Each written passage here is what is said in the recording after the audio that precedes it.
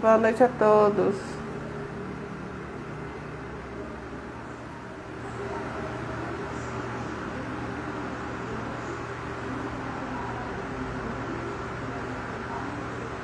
Estamos começando hoje mais uma live da Advocacia ao Ponto. Deixa eu ver se a nossa convidada já está aqui online, para eu chamar ela. Ainda não, deixa ela entrar. Vou aproveitar então para mandar parabéns para minha sobrinha Nina, que está fazendo aniversário hoje. Um beijão para ela, para minha filhada Nandinha, para todos os meus sobrinhos, que eu amo muito. Um beijo para todos. Nossa convidada entrou. Vou chamar ela aqui a tratar desse tema que é super importante e polêmico, né?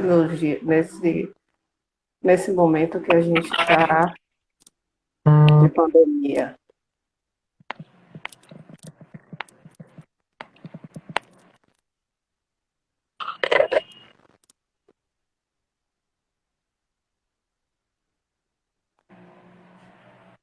Olá! Oi, Pro! Boa noite! Noite. Deixa eu só ajeitar aqui o celular para ficar certinho. Pronto. Assim. Agora está melhor. Para mim ver melhor. Tá ótimo ainda, estou morrendo de saudade.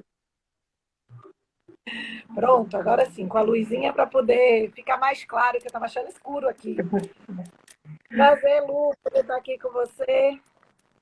E aí, Eu estou muito feliz. Estou muito feliz mesmo de conseguir te trazer para esse projeto. João, eu queria agradecer muito a maneira que você aceitou, que você resolver, que você fez. Eu estou nervosa, viu, Pro, com você, porque calma. você é maravilhosa. Pela sua generosidade, eu queria agradecer muito pela sua generosidade, por ter aceitado fazer essa live e falar sobre esse tema que é tão polêmico e tão importante nesse momento, né? Que são os reflexos da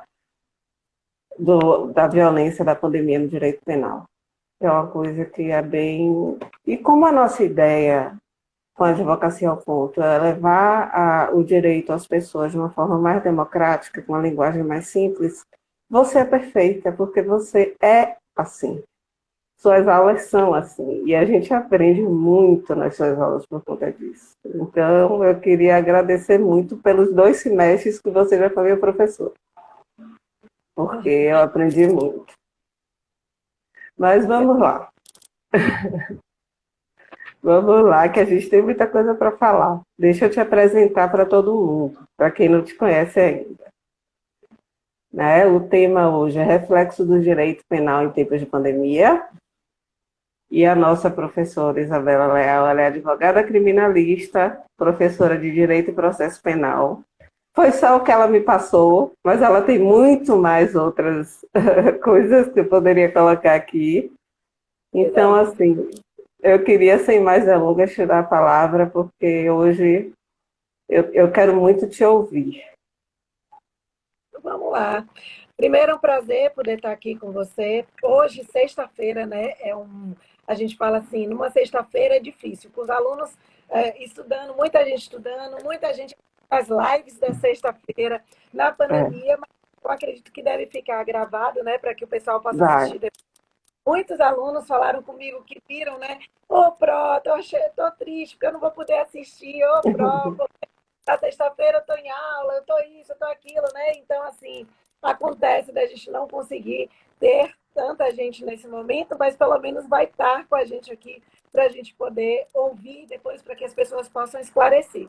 O tema que você me propôs, né, que a gente veio conversando, falar um pouquinho sobre esse momento de pandemia, como é que está funcionando, quais os crimes estão acontecendo, e a gente pode bater firme também em um dos crimes que está correndo bastante, que a gente está vendo bastante, que é principalmente a situação da violência doméstica, né?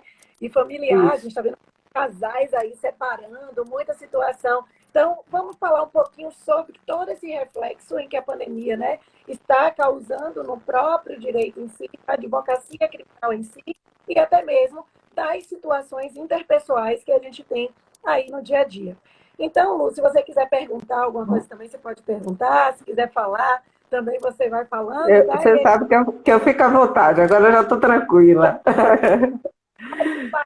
Você me falou que seria um bate-papo, a gente vai fazer esse É, bate-papo. é um Então, bate-papo. falar um pouquinho desse reflexo da pandemia, do coronavírus em si, no âmbito do direito penal, é importante que a gente saiba, primeiro, a diferença entre os crimes que estão sendo pautados nesse momento. Né? A gente fala, está falando no crime, no nosso Código Penal, a gente tem um crime de epidemia. A gente está diante de uma pandemia. A gente tem e a gente tem, além desse crime de epidemia, no nosso Código Penal também, a gente tem outros diversos crimes que podem reger nesse fato aí da própria pandemia, que é, por exemplo, do artigo 268, que é a infração de medida sanitária preventiva, que é um crime que está ocorrendo muito, Lu. E as pessoas estão se confundindo, porque tem aquela confusão de dizer assim, eu estou desrespeitando o lockdown, eu estou desrespeitando um decreto do poder público e eu vou preso, se eu for pego na praia, eu vou ser preso, se eu for pego fazendo uma festa, eu vou ser preso. Né? Então, assim, isso são coisas que a própria mídia vai trazendo e que o leigo, quando eu digo leigo, aquele que não tem um conhecimento realmente jurídico, não sabe e pensa que de fato vai acarretar uma prisão, que de fato vai acarretar uma prisão em flagrante, que ele vai ficar ali numa preventiva por conta disso, e não é bem assim. Então é isso que eu quero, primeiro, quebrar isso na cabeça do pessoal que está assistindo, que não é bem assim que a coisa funciona. Você não vai preso por você estar respeitando um lockdown, você pode ser detido, mas você não vai preso até porque esse crime que a gente vai falar é um crime que não acarreta prisão. É um crime que é de menor potencial ofensivo. Então, são os crimes que a gente pode ter norteando na pandemia como um todo. Então, eu vou começar primeiro falando um pouquinho do crime de epidemia para depois chegar nesse crime, que eu sei que muita gente está querendo saber isso aí. O primeiro Com crime que a gente certeza. são crimes que são crimes contra a saúde pública. Então, a gente vê muito esses crimes que a gente pode citar aqui nesse momento de pandemia. Lembrando que os crimes contra a saúde pública, ele não atinge uma pessoa determinada. Então, por exemplo, se eu quero passar o coronavírus para uma pessoa determinada, eu quero passar para você, por exemplo. Isso não vai incorrer nesses crimes que eu vou falar agora. No crime de epidemia, no crime de notificação compulsória, não vai cair nesses crimes. Vai incorrer em outros crimes, que é o crime contra a pessoa. Então, vamos com calma para a gente poder entender isso. Então, aqui ele não está atingindo uma pessoa determinada, ele fala da coletividade. A gente está aí atingindo pessoas indeterminadas, as pessoas em geral, a coletividade em geral. E se for para atingir uma pessoa determinada, a gente vai ter outro crime. O primeiro crime que a gente tem contra a saúde pública, que pode estar regindo nessa situação de pandemia, é o crime de epidemia mesmo. Se você olhar lá no artigo 267 do Código Penal, ele fala o seguinte: causar epidemia mediante uma propagação de germes patogênicos. Então, quando ele fala isso, ele está falando, por exemplo, de uma pessoa que colocou a mão na boca e passou dolosamente, por exemplo, na barra de um metrô, e com isso propagou seus germes, dando causa a uma epidemia. Ele já tinha a intenção ali, não estava nem aí, passou ali a mão, tossiu, e propositalmente ele passou a mão sabendo que aquelas pessoas vão passar a mão na barra do metrô e vão poder ali pegar, né, aquele contrair e vai disseminar. Porque uma vez que um pega, o outro pega, aí já vai entrar no ônibus, aí já pega no ônibus, outra pessoa pega no ônibus. Aí essas pessoas que estão dentro do ônibus têm suas famílias, chegam em casa, pegam em outra família, então, e assim vai propagando. Isso é o que a gente chama de causar epidemia. Né? Então, nesse caso aqui, inclusive, é um crime grave, e é importante a gente falar que epidemia, a gente está falando de um determinado lugar onde a pandemia é quando atinge o mundo inteiro. Que o que a gente está vivendo é a pandemia, que está atingindo o mundo inteiro. Mas, e aí a pergunta é, poderia alguém causar epidemia? Sim, nesta situação, estaria respondendo pelo crime do 267, que é epidemia. E é uma pena que não é uma pena pequena, é uma pena de reclusão de 10 a 15 anos. Aí, nesse crime de epidemia, quem causa a epidemia pode ser preso, sim, pode ficar preso, inclusive com uma pena aí grande de até 15 anos. E ainda tem mais, se a pena, se dessa epidemia, ele acabar causando uma epidemia, resultar morte de alguém nessa causa da epidemia, ainda pode, esse crime ainda ele vai se tornar um crime hediondo, ainda é bem mais grave. Beleza, mas o que interessa para a gente agora que eu já expliquei o que é epidemia, é importante a gente saber agora esse crime que as pessoas estão aí achando que estão presas por conta desse crime, que é o crime que está assolando hoje por conta das restrições que a gente tem das determinações do poder público. E aí já não é o crime de epidemia, é o crime do artigo 268, que é chamado de crime de infração de medida sanitária preventiva. E esse crime de infração de medida sanitária preventiva é quando uma pessoa ela infringe, ou seja, ela não respeita a determinação de um poder público destinada a impedir a introdução ou a propagação mesmo da doença contagiosa. E no caso, a gente está diante aí do coronavírus. Então, por exemplo, a gente tem aqui a proibição de pessoas ficarem circulando depois das 6 horas. Né? Aqui na Bahia, a gente está desse jeito. Pessoas não estão proibidas de circular depois das 18 horas. As aglomerações estão impedido shows, espetáculos, e a pessoa infringe essa determinação. Então, se essa pessoa infringe, por exemplo, está fazendo ali, promover uma festa, um show, e já tem essa determinação, e mesmo assim os organizadores vão organizar esse show ali, realizam esse show, aí sim ele já está praticando esse crime, que é o crime de infração de medida sanitária preventiva, que é o crime que está se falando na televisão o tempo inteiro. Só que, olha, gente, para esse crime, a pena não é nem reclusão, é detenção de 1 mês a 1 ano e multa. Porém, como ele é maior potencial ofensivo para aquelas pessoas que não são do direito, o que quer dizer um crime de potencial ofensivo? É um crime em que a pena não ultrapassa 2 anos e é julgado pelo GCRIM. Não é julgado pela Justiça Comum, é pelo Juizado Especial Criminal. Então, o que acontece? Nesse caso aqui, há uma confusão grande que está sendo divulgada na televisão sobre prisões. E eu, inclusive, recebi já várias mensagens de pessoas, alunos, inclusive, me perguntando: professora, seria possível prender uma pessoa por esse artigo 268, por esse crime, que não passa, a pena não ultrapassa, aí não chega nem a 1 ano de detenção? Então, gente, para haver uma decretação de uma prisão preventiva, tem que ser, falar em preventiva, tem que ter crime com pena superior a 4 anos. E ele perguntou ainda mais: não violaria o princípio da dignidade da pessoa humana também uma situação como essa? E aí é importante a gente falar agora e esclarecer isso para vocês. Por quê? Porque se de fato, se houver essa prisão, além dela ser ilegal, vai violar a dignidade da pessoa humana. E aí você fala assim: não, mas e por que que eles acabam parando uma festa e conduzindo todo mundo para a delegacia? Olha o que eu acabei de falar. Eles não prendem, eles conduzem todo mundo que estava naquela festa para a delegacia. Por quê? Porque, como eu disse, a gente está diante de um crime de menor potencial ofensivo, e o crime de menor potencial ofensivo é julgado no GCRIM, no Juizado Especial Criminal, e não tem prisão privativa de liberdade. Não existe a privativa de liberdade. Só para crime específico, como crime contra a violência doméstica, que aqui no máximo a gente tem uma prisão simples, mas nos demais, aqui no máximo é uma pena de multa que vai ser aplicada na prática. Então, aí você escuta as autoridades falando: olha, não sai na rua não, viu? Depois das 18 horas, senão você vai ser preso. Aí fala: olha, decretei a quarentena sob pena de prisão. Não é assim que a gente está ouvindo? Tremendo nas bases.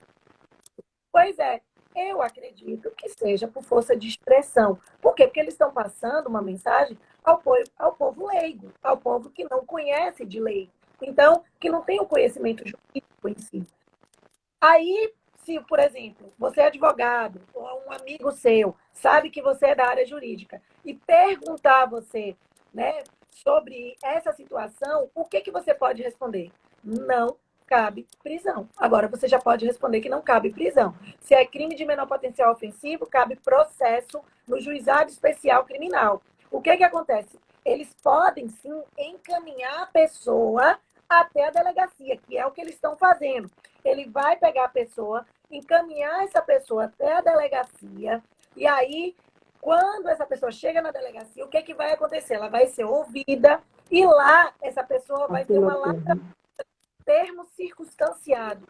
Não é de uma prisão em flagrante, vai ter uma prisão em flagrante. Vai ter a lavratura de um termo, que é um resumão de tudo que aconteceu. Ó, teve uma determinação do poder público e a pessoa foi encontrada promovendo uma festa, infringindo essa determinação, praticando o crime do 268. É isso que vai estar lá escrito. E aí vai estar todo aquele resumão. E depois que lavrou esse termo circunstanciado, aquela pessoa ali vai se comprometer a comparecer no juizado especial criminal na data da audiência preliminar que vai ser marcada. Então, ela se compromete, ela assina o termo, se comprometendo a isso. Aí, é só isso e ela vai ser liberada. Então, ela não vai ficar lá na prisão, ela não vai ficar presa na delegacia, ela não vai ser encaminhada para a penitenciária. Não é isso que vai acontecer. Então, eu gosto de esclarecer isso, porque muita gente está me perguntando e fica no desespero. Mesmo a moça que trabalha aqui em casa, foi muito engraçado. Ela fez assim: eu preciso ir embora, eu preciso ir embora, eu preciso ir embora. O que foi, menina? Agora são as 18 horas. Senão eu fiz, calma, mulher, eu vou te levar, né? Porque eu tô levando ela, né? Isso, eu vou te levar. Mas eu vou estar no meio da rua e eu vou ter que andar até em casa. Mulher, relaxa. Não tem como não. Aí eu fui explicar a ela, né, que ela tinha presa por isso, que ela tivesse calma, que ela tinha uma justificativa, ela estava voltando do trabalho, então tenha calma. Então, assim, as pessoas ficam em pânico, né, por conta dessa situação.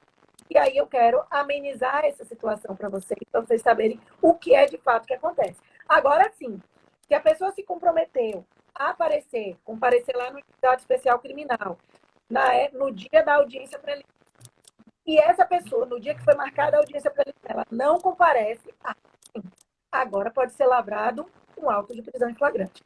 Aí pode. Ela pode ficar presa. Entende? Então aí tem que tomar cuidado. Mas é só o fato dela não comparecer. Mas no ato exato que ela praticou aquele crime, ela foi pega ali naquele momento praticando o crime, esse crime do 2008, não pega. Ela vai até a delegacia, vai prestar declarações, vai se abrir processo ali, e acabou. E ela vai ter que comparecer no momento oportuno.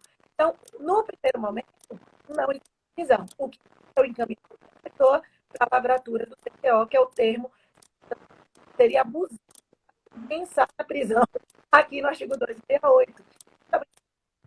Se essa prisão acontecer, repito, vai ser uma prisão ilegal, um relaxamento de prisão, né? Ou seja, a pessoa tem que ser solta imediatamente. E, além disso, está violando o princípio constitucional, que é a dignidade da pessoa. Dignidade. Ok? Então, e o direito de ir e vir também, né? A liberdade. Olha, eu com minha canequinha do tiro, porrada e bomba. Ó, tiro, porrada e bomba. Pois é, tiro, porrada e bomba. Essa aqui eu ganhei de aluno, viu? De alunos queridos. Que Então, bom. diga, Lu, pode falar. Tem professores queridos aí também que entraram. E tem pessoas muito queridas. Tem professor, deixa eu ver aqui. Não estou vendo nada, acredite, não está aparecendo para mim. Quem está entrando, quantidade. Que pena. Tem vários colegas nossos. Para mim não está aparecendo, não. Eu não tô Professor Murilo entrou. Tem várias pessoas legais. Muita gente legal. Tem uma pergunta aqui, Pro. Gente, por que não está aparecendo? Não sei por que não está aparecendo para mim. Não está aparecendo nada. Eu estou vendo. Então é importante que, se vierem. Eu te passo tudo. Você vai falando aí, porque eu não estou conseguindo ver ninguém. Ninguém. Chegou uma pergunta aqui. Professora, alguém que é conduzido com algemas, com filmagem e forte abordagem policial pode requerer do Estado danos morais? Boa pergunta. Olha, o uso das algemas, uma súmula vinculante. Essa súmula vinculante é uma súmula que é obrigatória, e que é a súmula número 11, uma súmula vinculante do STF. Então, se ela é obrigatória, ela trata do uso da algema.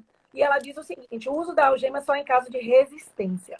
só está justificado em caso de resistência. Quando você vê no filme aquela galera usando algema, né, o policial prendendo você, botando algema, conduzindo a pessoa algemada lá, pelo amor de Deus, não pode. Isso é só nos filmes, isso é só lá na ficção. Aqui não. Aqui existe exatamente isso, tá? Então, exatamente essa situação em que a gente precisa analisar a súmula. Só se ele está fugindo, então fui pegar, fugiu, ou então ele tá, além de estar fugindo ali, ele está empreendendo resistência, ele usou de força contra o policial, aí justifica o uso da algema. E, inclusive, para o policial conduzir ele algemado, na hora que chegar na delegacia, ele ainda tem que justificar por escrito o porquê do uso da algema. Então, não pode. Acarreta danos, sim, acarreta danos, violação e, inclusive, torna a prisão ilegal. Se ele for preso, algemado, não tiver uma dessas justificativas, ele tem que ser solto imediatamente e ele pode, sim, entrar com uma indenização, sem problema nenhum, tá bom? Então, eu indico que leia a súmula para que vocês vejam as situações que são resistência, fuga, nessa situação. E mesmo que tenha resistência, ainda tem uma situação. Mesmo que tenha resistência e a pessoa usou da algema ali para poder conduzir a outra, mesmo que tenha resistência, tá? Ali para o policial, ele tem que justificar. Se ele não justificar por escrito, mesma coisa, tá bom? Então, pelo menos para vocês saberem como a lei funciona. Então, voltando à pandemia. Voltando à pandemia, Lu, a gente ainda tem, antes da gente passar para a violência doméstica, porque eu até vou dizer aqui, mostrar, principalmente as pessoas que podem estar passando por violência doméstica hoje, né? Saber como é que elas podem agir. Hoje a gente já tem a delegacia digital aqui na Bahia funcionando. Então, WhatsApp também, né, professora? Tem muita coisa bacana que tem como eu vou instruir vocês aqui para que vocês saibam, ou se vocês saibam que alguém esteja passando por isso. Mas antes disso, vamos fechar um pouquinho esses crimes durante a pandemia e a gente chega na violência doméstica. Então, o que acontece? A gente ainda tem um outro crime, que é um crime que é praticado por médico, que a gente pode ver hoje se o médico praticar. O que significa? O crime de omissão de notificação de doença. Esse crime de omissão de notificação de doença está lá no 269. Mas só pode ser praticado por médico, que é quando o médico ele descobre a doença, ele sabe que a pessoa está com a doença e ele não denuncia a doença, não informa a doença para a autoridade pública, porque são doenças infecto-contagiosas que são doenças de notificação compulsória. Então, se a pessoa é médico, ele realiza o exame, sabe que o paciente, por exemplo, está com coronavírus, que é uma doença infecto-contagiosa e que pode ali se alastrar, e por algum motivo ele não comunica à autoridade competente para que tome as providências necessárias, ele vai estar incorrendo nesse crime de omissão de notificação de doença. Entende? Então, tem que tomar cuidado, que é outro crime que a gente tem aí, está sendo praticado por alguns médicos e as pessoas não sabem. É um crime próprio, porque só quem pode praticar é o médico, tá bom? Então, e além do mais, é um crime omissivo, porque o médico não faz. Apesar, né, do médico ser considerado um garante, é uma omissão que já vem expressa na lei, é uma omissão própria. Para aqueles que já foram meus alunos, sabem que é uma omissão própria. Sim. Não é Com certeza. Porque o próprio artigo já traz aí a omissão. Inclusive, no meu Instagram, eu publiquei ontem, né, explicando sobre essa questão da omissão imprópria mesmo. Bom, então seria isso. Prof, e o que é que a gente tem também, que você falou que esses crimes são crimes contra a saúde pública, são crimes que são levados em consideração ali um número indeterminado de pessoas. E se por acaso eu atingir uma pessoa determinada? Aí eu disse a vocês, a gente tem outros crimes se a gente atingir pessoa determinada. Por exemplo, a gente tem o perigo de contágio de moléstia grave, que é um crime de perigo, que está lá no rol dos crimes contra a pessoa, basicamente no artigo 131 do Código Penal, que é quando a pessoa pratica com o fim de transmitir uma moléstia grave, de que ela sabe que ela está contaminada, um ato capaz de produzir o contágio contra aquela pessoa. Que seria, por exemplo, o coronavírus hoje já está elencado como uma moléstia grave. Já está no rol ali, na portaria, né, do Ministério da Saúde, como uma moléstia infecto-contagiosa. Então, se você está com coronavírus, você sabe que você está com coronavírus, eu sei que estou contaminado, e eu encontro alguém e eu não gosto, e aí propositalmente, com a finalidade de querer transmitir o coronavírus para essa pessoa também, eu vou tossir ou espirrar na cara dela propositalmente, ou até mesmo faço assim, ó, e aí dou a mão a ela. Ó, tudo bom? Entendeu? Mas a minha intenção é transmitir, mesmo que eu não transmita. Mesmo que eu não transmita, eu já coloquei em risco a vida e a saúde dessa pessoa, a ela poder pegar essa doença, infecto contagiosa, doença é difícil, uma doença que né, que a gente não sabe como vai se portar em cada pessoa. Então, nesse caso aí, ela está praticando o crime do artigo 131, que é o perigo de contágio de moléstia grave. Prof, precisa transmitir?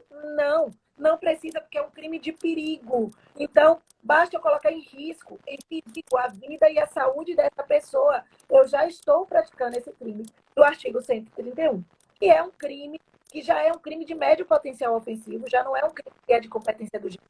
É um crime que acarreta prisão, vai de 1 ano, de 1 a 4 anos ali de reclusão. Então, já é um crime mais grave. Então, se você sabe que você está com coronavírus e você sai para a rua, preste atenção. Se você sabe que você está com coronavírus e você vai para a rua e fica na rua ali andando com esse coronavírus, podendo ali atingir um número indeterminado de pessoas, o artigo é o 268. É aquele que eu acabei de falar anteriormente. É crime contra a saúde pública. Agora, se você vai para a rua e anda na rua com aquelas pessoas e você chega na rua e encontra alguém que você não gosta e você vai lá, além de você estar praticando 268, você está praticando 131. Porque você quer atingir aquela pessoa determinada. Você quer transmitir aquela pessoa, mesmo que não transmita. Isso é muito importante a gente saber. E ainda temos uma atenção grande, grande aqui. Porque se a minha intenção é transmitir e efetivamente transmito, olha que interessante, eu vou trazer para vocês agora. Eu quero transmitir e eu não transmito, é o perigo de contágio de moléstia grave. Agora, se eu quero transmitir e efetivamente transmito, inicialmente, eu não respondo por esse crime do 131. Eu respondo por lesão corporal grave. Isso mesmo. É aquele raciocínio que a gente tem do crime da AIDS, né? É a pessoa que quer passar AIDS para a pessoa. Então, se você transmitir a doença, o crime é lesão corporal de natureza grave. Por quê? Porque eu causei uma lesão corporal de natureza grave na pessoa. Porque eu estou botando a pessoa em risco de morte. Porque o coronavírus, quando você transmite, você está em risco de morte. Ninguém sabe como a doença vai se portar. Essa pessoa pode ser responsável mais grave, que tem uma pena, que é a lesão corporal. E detalhe, se eu quero matar, se a minha intenção é matar, eu posso responder pelo homicídio. Se eu mato, homicídio. Ou por tentativa de homicídio, se eu tentei matar. Imagine, por exemplo, uma situação de uma pessoa que já tem problema grave, está num grupo de risco, tem câncer, tem AIDS, né? E eu sei disso. E aí, eu quero de fato transmitir para ela. E eu transmito. Então, perceba, mesmo que eu não tenha intenção direta de matar aquela pessoa, teria o dólar eventual. Eu liguei o botão do foda-se. Lembra da nossa teoria Sim. da gente? Eu liguei, eu disse, tô nem aí. Então, poxa, eu sei que é uma pessoa com câncer, uma pessoa com AIDS, uma pessoa que está num grupo de risco, um idoso, ele tem uma imunidade mais baixa, e eu tô ali, e vou lá e quero transmitir para ela, é como se eu dissesse assim, peraí, eu quero matar, entende? Então, pode ser um crime de tentativa de homicídio, se você não matar. E pode ser um homicídio, se a pessoa vier a morrer. Então, você pode ser responsabilizado, é mais grave ainda. Então, toma cuidado com isso, porque a gente precisa ter atenção a esse tipo de situações. Olha quanta coisa eu falei para vocês, fazendo essa diferença entre crimes contra a saúde pública, entre crimes contra a pessoa que pode incorrer aí nesse momento de pandemia. E agora, para o que o Lu me pediu para poder falar, é a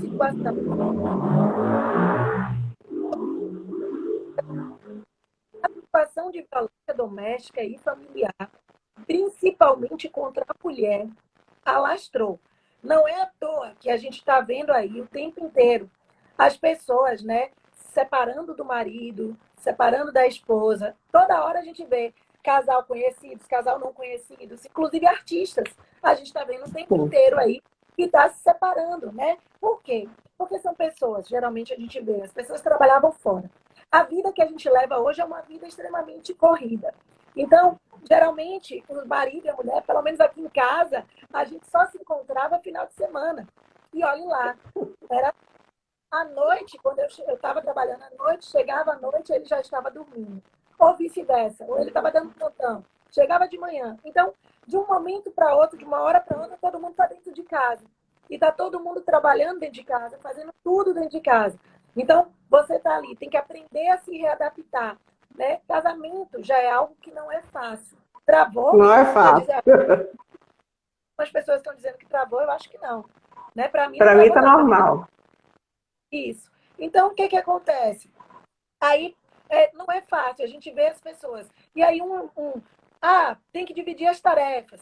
Tem pessoas que às vezes não gostam de dividir tarefa, tem homens que não gostam de lavar um prato, de fazer uma coisa. E aí começa aquelas briguinhas pequenas. E aí vai, graças a Deus aqui tá tudo divididinho. Aqui tá tudo.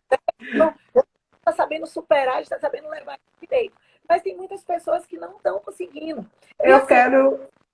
diga, Lu, pode Eu falar. queria trazer um dado de agora, de março, do G1, que o Brasil, o G1 publicou essa reportagem no dia 7 de março, dizendo que o Brasil teve 105 mil denúncias de violência contra a mulher em 2020.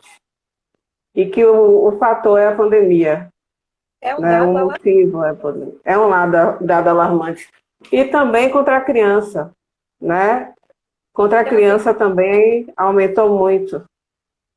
criança, idoso, né? A gente vê o caso do Henry agora, né? Que a gente viu aí, a gente não sabe como é que vai. É. E deixa eu só registrar uma presença aqui ilustre, querida, do meu querido ali, chefinho, eu brinco com ele, que é meu chefinho, Fontinelli, meu querido Fontinelli, que Fonte que está aqui, que dando prazer de estar na live com a gente. Ele que é um dos donos ali do Brasil Jurídico. Que prazer, Fonte, você está aqui com a Que gente. bom. Normal. Que bom, saudades, hein? Nunca mais lhe vi, nunca mais conversamos. Fico feliz em te ver aqui na live, Lu. Eu fui convidada Que por bom. Lu, prazer imenso, né? Que está com esse Instagram, show, Advocacia ao Ponto. Sigam ela aí, a galera que ainda não segue. Está sendo muito bacana, porque ela está trazendo muitos temas interessantes, professores aí que estão vindo, vai vir muita gente boa aí para poder falar. Já passou por aí várias outras pessoas e trazendo vários temas. Então, aproveitem, né? Que não é todo dia que a gente tem isso de estar podendo estar tirando nossas dúvidas. Mas vamos lá. A intenção é justamente essa mesmo com o Advocacia ao Ponto. E uma coisa que eu estou fazendo, que eu sempre estou divulgando nas lives, é que eu estou no canal do YouTube, que é o mesmo canal, @Advocacia ao Ponto. Olha, a doutora Thaís Dória entrou. Ela foi a minha primeira entrevistada. Amiga, Obrigada. Eu estou fazendo também um projeto lá no YouTube, que é a leitura da Constituição. Eu vou ler a Constituição do início ao fim. E estou lendo lá no canal do YouTube, justamente com a linguagem mais simples, justamente para as pessoas poderem entender seus direitos, né? Deveres e direitos. isso é ótimo, Né? Lu. Eu queria divulgar isso. E queria agradecer a Ronald, que entrou aqui, que é meu cabeleireiro maravilhoso, que ele entrou e me arrumou, porque eu tinha que estar hoje no seu nível, né, Pro? Tinha que estar, né, Prof? Amanhã, porque eu cheguei, não deu tempo de nada, nem de arrumar, nem nada. Já cheguei aqui já assim, viu? Mas enfim, saudades grandes, Thay. Prazer te ver novamente. Saudades grandes, querida. Olha aqui, Antônio Carlos, sempre presente. Vamos lá, vamos seguir. Então, vamos falar um pouquinho nessa da violência doméstica e os dados mesmo, como o Lu trouxe aqui pra gente, é realmente alarmante. E quando a gente vê a violência, né, que a gente pensa na violência doméstica e familiar, a gente só pensa na violência física. Toda hora a gente pensa na violência física.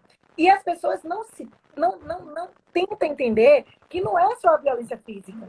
E o que mais a gente vê, que as pessoas muitas vezes não sabem que estão passando por esse tipo de violência, é a violência psicológica, a violência moral, né? Então a gente tem aí violência moral, a violência patrimonial. A gente tem muita espécie de violência que trata de vários tipos de violência. Na Lei Maria da Penha ele traz. Então, a gente se apega somente à física, à física, à física, e muitas vezes você está passando por uma situação em que você está em que você está ali, né? A pessoa está te tutos e você pensa que não é crime. Então é importante a gente saber que toda ação que causa humilhação, toda ação que causa controle, ou seja, olhar uma mensagem no celular, pegar seus e-mails para poder olhar sem a sua permissão, insulto, diminuição da Tem um autoestima. monte de gente se reconhecendo aí, viu? Quando a gente fala sobre esse tema, muita gente fala sobre isso. Fica assim, meu Deus, será que eu estou passando por isso? Estou sabendo? Então, insultos, diminuição de autoestima. Tipo, você se arruma, você se acha bonito, aí vem lá o marido, vai lá, ou até a própria esposa mesmo. Porque isso tanto pode ser contra a mulher, como pode ser contra o homem também. Não cai nessa ideia da gente falar, né, de mulher, só mulher. Não, porque contra o homem também. Se você olhar ali, né, você não é capaz, seu marido não esteja tão bonitinho assim, ou mesmo que sua esposa não esteja tão gatinha assim para você naquele momento, mas elogie, fale, né? Então, olha, mas tem aquela mania de dizer, nossa, tá vendo? Tem uma celulite ali, tem um não sei o que aqui. Gente, isso é violência. Isso é violência. Se você não sabe, é violência. Tá? Olha, seu short aparecendo, com as celulites aparecendo, isso é violência. Eu estou dizendo isso, eu trabalho muito com violência doméstica e familiar contra a mulher. Minha advocacia é muito direcionada a isso, sabe? Algumas pessoas que me seguem, meus alunos também de prática, que me seguem, sabem que eu trabalho muito com vítima, principalmente com vítima de violência doméstica e familiar. E quando eu trabalho com isso, são muitos os casos que a gente escuta da mulher falando. E muitas vezes elas vêm assim, ah, não, doutora, mas eu não acho que ele está me violentando, não. Acredito.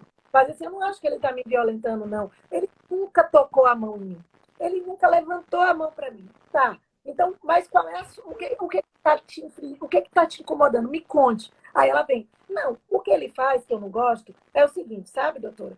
Ele às vezes fala assim, que eu tô feia na minha cara, que eu preciso ficar melhor. Aí pega a foto de outras mulheres e bota na minha cara e diz assim, ó, olha para isso, olha como a gente vê, né? Ou então, olha, a humilhação, ele me humilha, ele chega na frente dos amigos, fica me chamando de baranga. É sério, tem várias Ave coisas. Maria. Gente, noção das coisas que eu escuto. E eu vou só ouvindo, né? Aí fala assim, fica me diminuindo dentro de casa o tempo inteiro. Então, eu fico me sentindo culpada às vezes, porque às vezes ele fala grosso comigo, dá murro nas portas, dá murro ali nas paredes. E eu fico, meu Deus, ele nunca tocou em mim, viu, doutora? E é assim, é desse jeito. Ele nunca tocou em mim. Ô, Daninha, vamos lá, vamos nessa, vai chegar. Né? Então, assim, agora eu tô começando a ver aqui, porque no início eu não estava vendo ninguém falando. Então, ele nunca vai tocou em mim. Aí eu faço, pronto. Agora que você já falou, já relatou tudo, eu posso falar? E aí eu começo a soltar. Você sabia que você está passando violência? Você está sofrendo violência? E aí ela fala, como, doutora? Mas ele nunca tocou em mim. Pronto. Ele está sofrendo violência doméstica e você está sofrendo violência doméstica familiar. E mais grave ainda, a mulher, né? Acarreta aí, pode ser aplicada ali a Lei Maria da Penha. Por quê? Ele está te humilhando, você acabou de me dizer. Está te humilhando, está te controlando, está te insultando, está te diminuindo. Você está se tornando está se sentindo culpada por uma coisa que ele fez.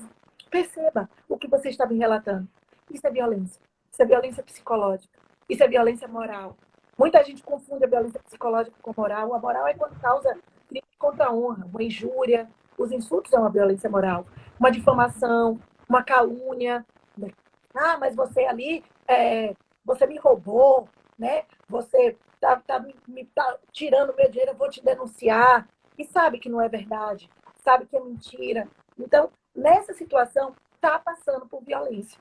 Então, muita gente, eu gosto sempre, quando eu trato desse tema, eu gosto de trazer isso, de esclarecer isso, porque as pessoas não sabem. As pessoas É ficam verdade. achando que é só física, e não é bem assim que funciona. E quando a gente fala de violência, né, que a gente começa a falar sobre violência familiar, principalmente contra a mulher, e esse cenário que a gente está vivendo, cenário mundial, né, em 2019, a própria Organização Mundial de Saúde, que é a OMS, ela fez inúmeras o intuito de poder reduzir essa propagação mesmo do vírus. E esse isolamento social, para mim, é uma das maiores causas. A gente não sabe, a gente não tem uma causa real. Porque, assim, às vezes a gente tem pessoas que não são, né, pessoas que são. Já tem pessoas que já nascem, né, que já é mesmo, já tem no intuito dele, já tem dentro da pessoa e só aproveita a oportunidade para realmente fazer com que aconteça aquela violência. Então, acabou que isso resultou em uma maior probabilidade de danos mesmo emocionais e físicos, porque nós já estamos abalados. Todas as pessoas já estão abaladas, então acaba aflorando aquilo que já estava dentro da pessoa. E as pessoas não se entendem e começa aí a gerar esse tipo de violência. E aí, ó, só para você ter ideia, tantas cidades brasileiras, o Brasil como um todo, até mesmo países como a China, já apresentaram um grande acréscimo mesmo de números de violência doméstica. Vocês viram aí o que Lu trouxe? O dado que trouxe de março, para vocês terem noção do que a gente tem. Né? As vítimas de violência doméstica em decorrência de quarentena.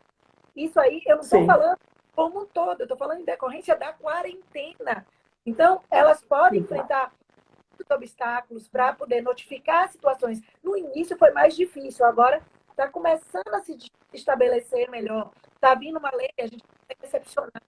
São leis que vêm regendo o período de emergencial, esse período de calamidade que a gente está passando. Então, a nova lei que veio estabelecer exatamente essa situação de violência doméstica e familiar contra a mulher, contra a criança, contra idoso, que aumentou muito, né, que é violência doméstica, e até mesmo para ter esse acesso ao judiciário. As pessoas não conhecem, as pessoas desconhecem para solicitar medidas protetivas, para solicitar serviços essenciais. Eu confesso a vocês, no início da pandemia, porque a mulher tinha que ir, então a mulher tinha que aparecer, não tinha um parâmetro, então eu brigava, eu lutava, não, que absurdo o poder judiciário, né, ou o legislativo precisa trazer uma lei. A gente precisa de uma lei urgente para que essa lei possa vir trazer ali uma lei excepcional que possa reger. E essa lei chegou, e isso é muito importante a gente falar, porque as pessoas desconhecem essa, né? As pessoas desconhecem que a lei ela apareceu para reger esse momento de pandemia.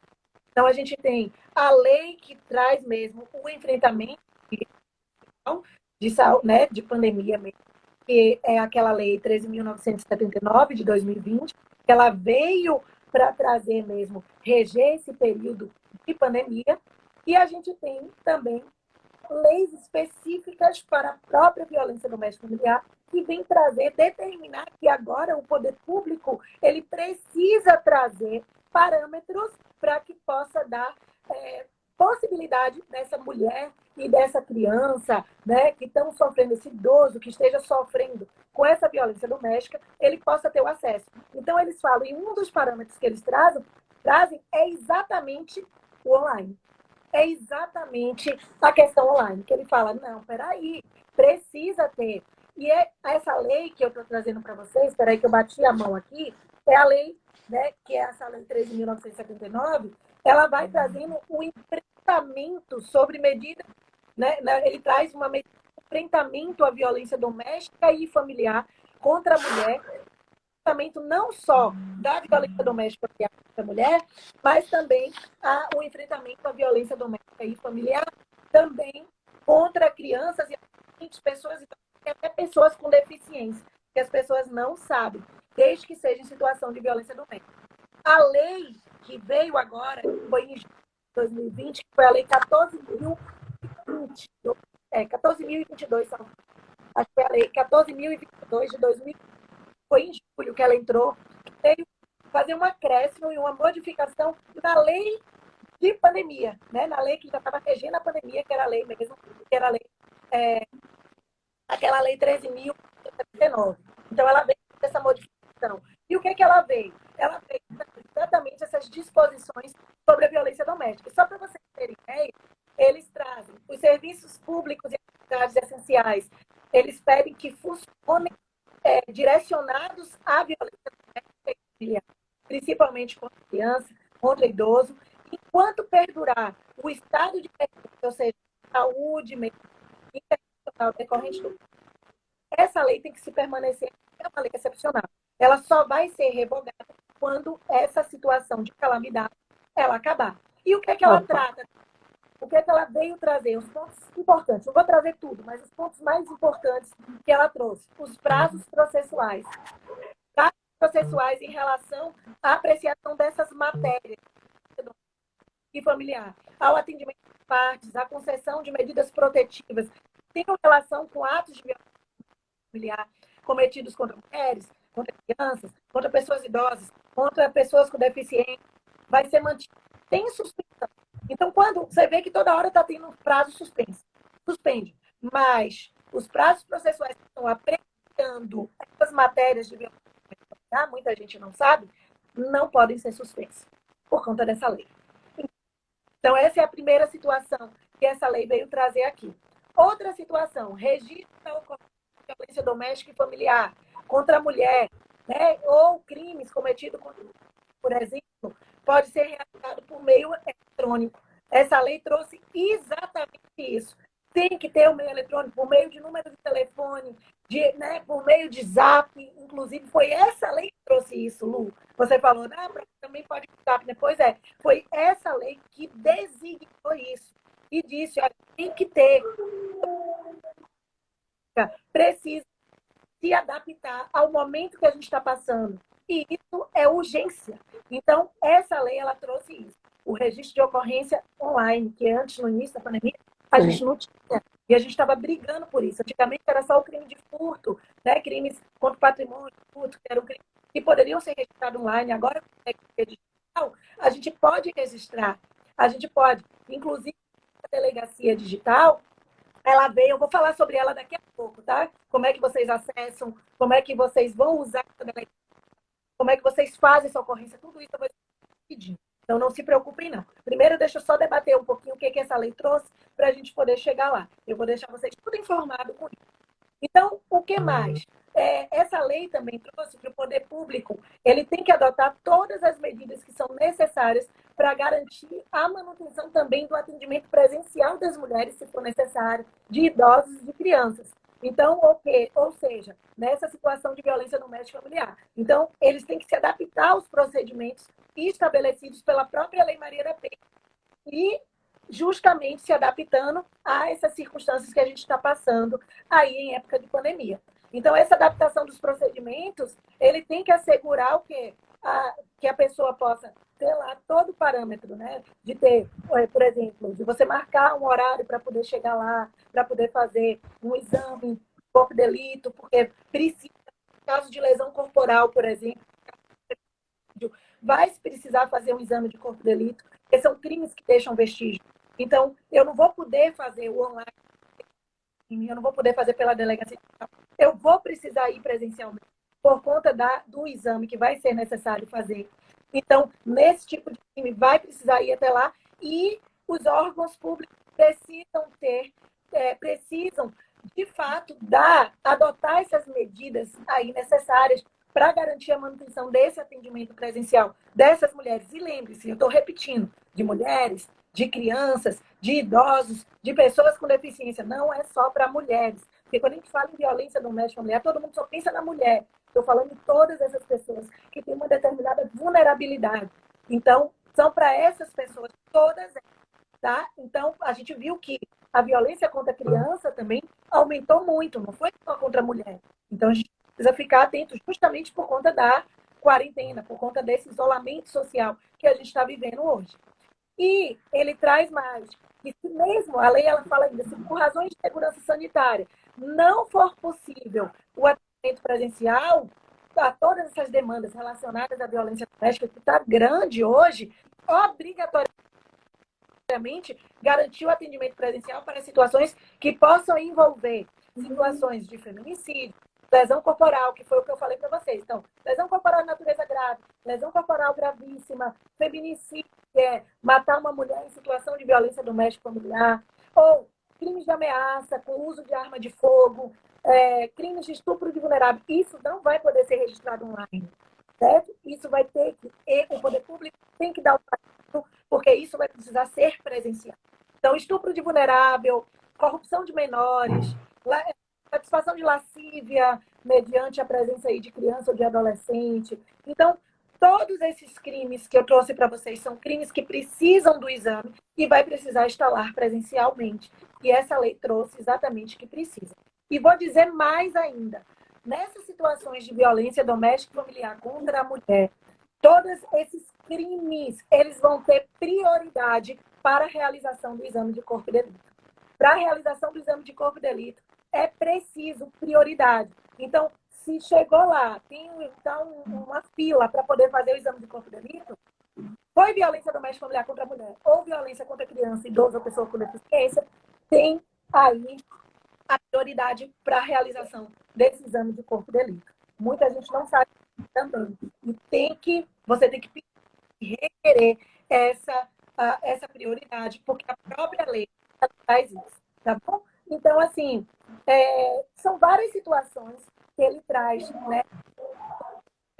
Natureza sexual, por exemplo, um estupro, se houver adoção de medidas pelo poder público que restringam a circulação de pessoas, os órgãos de segurança pública, eles devem estabelecer equipes móveis, a lei ainda prevê isso, para poder realizar o exame de corpo de delito no local em que a vítima se encontrar.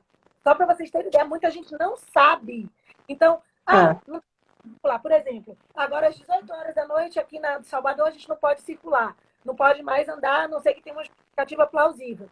Então, nesse caso aí, se o poder público determinou que não pode ter essa circulação das pessoas, os próprios órgãos de segurança, ele tem que estabelecer equipe móvel para realizar o exame de corpo de delito no local que a pessoa tem que, porque essa lei ela traz isso. É a lei excepcional, período de pandemia. Então, tem que trazer isso aí.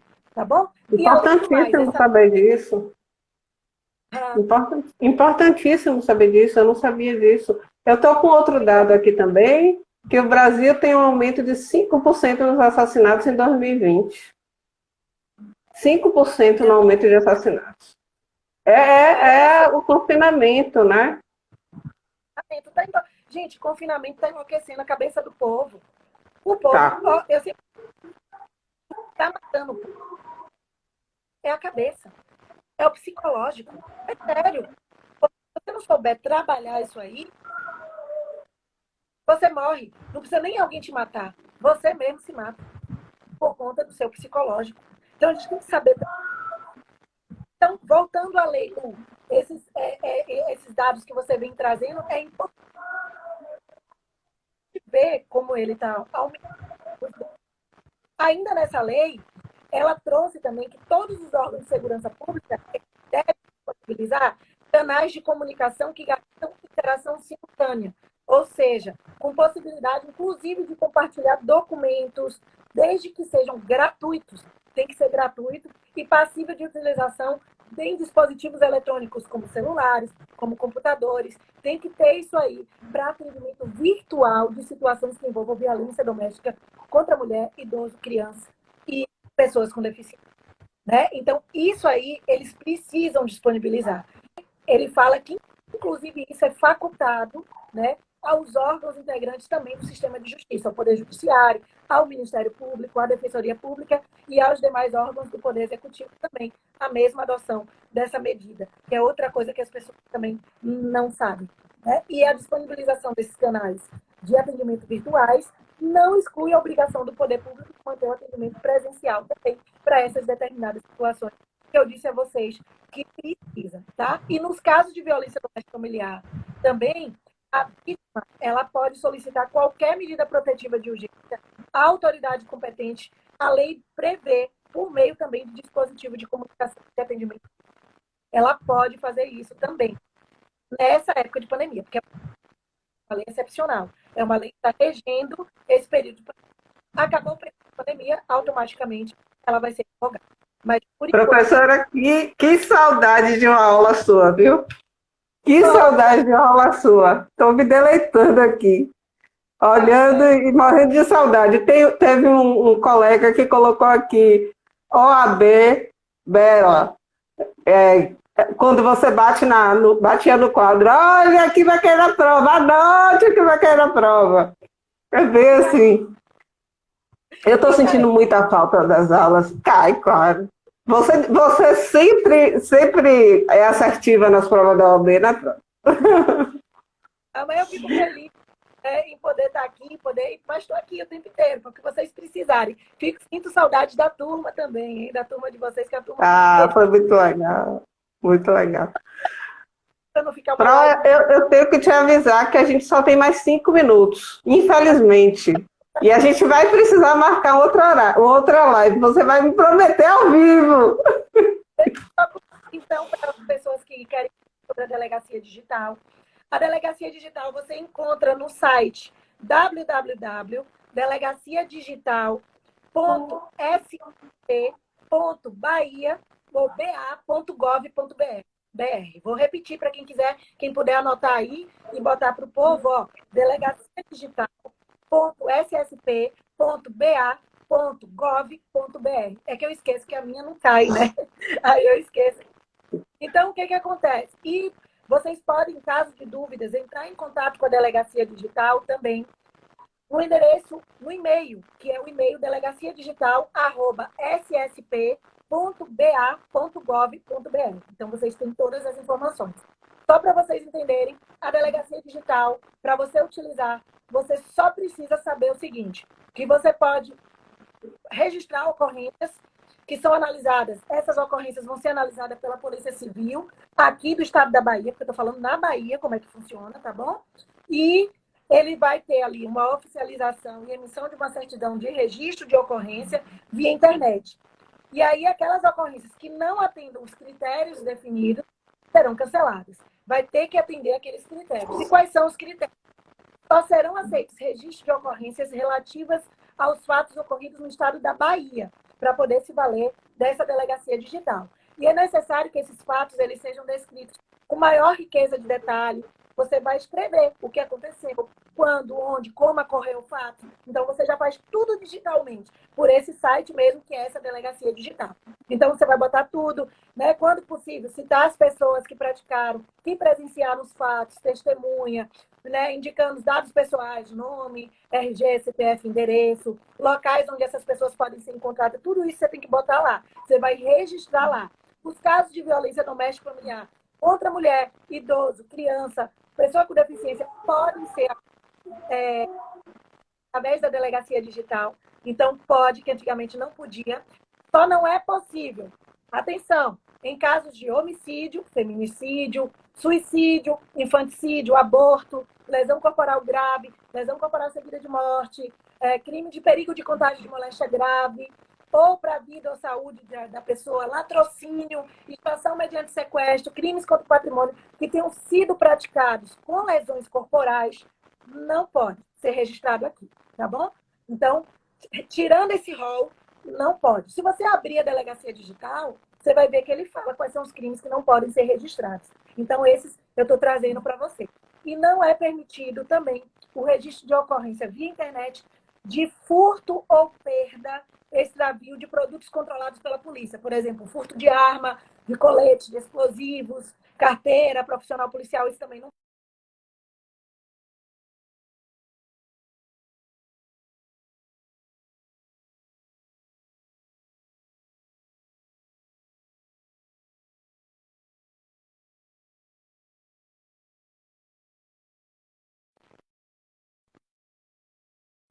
Se o registro foi aceito ou se não foi aceito. Então, é basicamente Joia. isso que eu para vocês. Eu queria registrar a presença do nosso professor Antônio Jorge também, que está aqui presente.